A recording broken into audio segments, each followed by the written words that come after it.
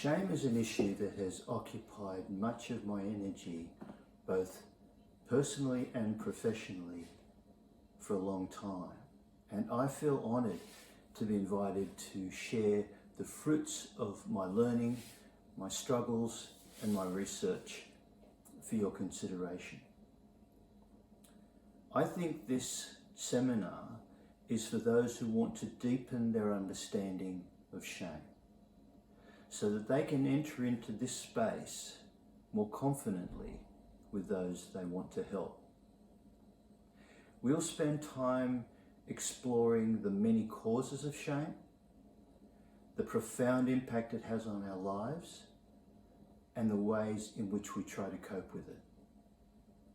I hope that our conversation will normalize the experience of shame, so to help remove the stigma of carrying it.